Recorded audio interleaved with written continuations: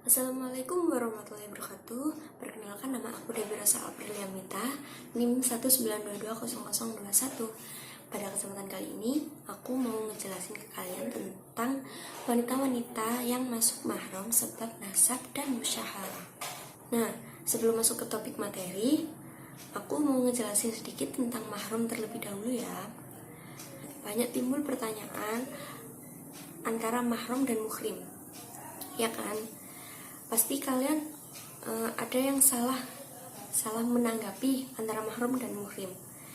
Nah, muhrim itu biasanya kan kalau ada cowok sama cewek saling sentuh menyentuh, itu kan salah satunya biasanya ada yang bilang, maaf bukan muhrimnya, gitu kan.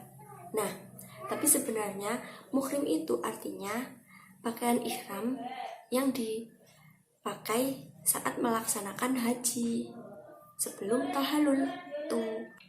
Sedangkan mahram sendiri itu artinya semua orang yang haram dinikahi oleh seorang laki-laki selamanya karena sebab keturunan, persusuan, dan pernikahan dalam syariat Islam. Sudah paham kan tentang pengertian mahram dan bisa membedakan antara mahram dan muhrim? Oke, langsung aja masuk ke topiknya. Materinya yaitu wanita-wanita yang masuk mahram sebab nasab dan musyaharah. Sebenarnya sebab-sebabnya itu dibagi menjadi 3: nasab, persusuan, dan musyaharah. Tapi di sini aku ngejelasin tentang nasab dan musyaharah saja ya. Nah, wanita-wanita yang masuk mahram sebab nasab dan musyaharah. Yang pertama, sebab nasab dibagi menjadi 7 golongan, sedangkan sebab musyaharah dibagi menjadi 4 golongan. Mahram sebab nasab dibagi menjadi 7 golongan.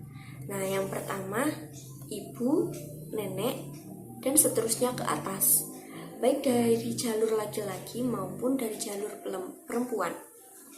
Yang kedua, anak perempuan atau putri, cucu perempuan, dan seterusnya ke bawah, baik dari jalur laki-laki maupun dari jalur perempuan. Yang ketiga, saudara perempuan sekandung, seayah atau seibu.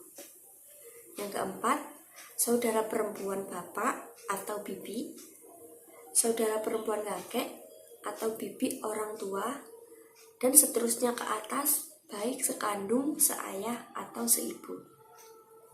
Yang kelima, saudara perempuan ibu atau bibi, saudara perempuan nenek atau bibi orang tua, dan seterusnya ke atas, baik sekandung, seayah atau seibu.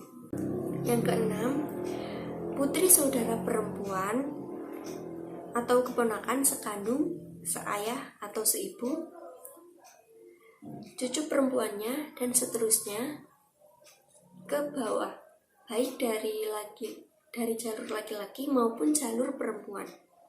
Dan yang ketujuh, yang terakhir, putri saudara laki-laki atau keponakan sekandung, seayah atau seibu, cucu perempuannya, dan seterusnya ke bawah, baik dari jalur laki-laki maupun ke jalur perempuan. Mahram sebab musyaharah itu kan dibagi menjadi 4 golongan. Yang pertama, istri bapak atau ibu tiri, istri kakek, dan seterusnya ke atas.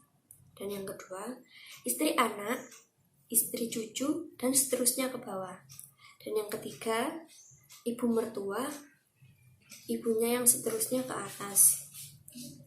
Dan yang keempat, anak perempuan istri dari suami lain atau rabibah, cucu perempuan istri baik dari keturunan rabibah maupun dari rabib, dan seterusnya ke bawah. Nah, tadi yang mahram sebab nasab itu terdapat dalam surat An-Nisa ayat 23. Bisa dilihat ya. Mahram sebab musyaharah dibagi menjadi 4, ya kan tadi.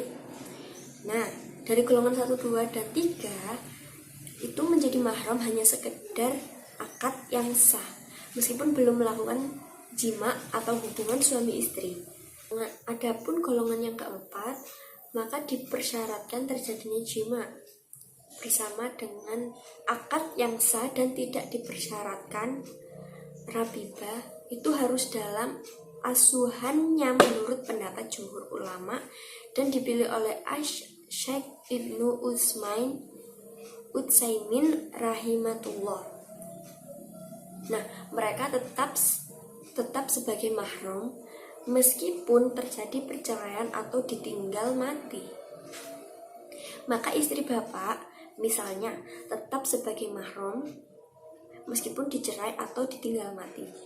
Rabibah misalnya tetap merupakan mahram meskipun ibunya telah meninggal atau diceraikan. Dan seterusnya.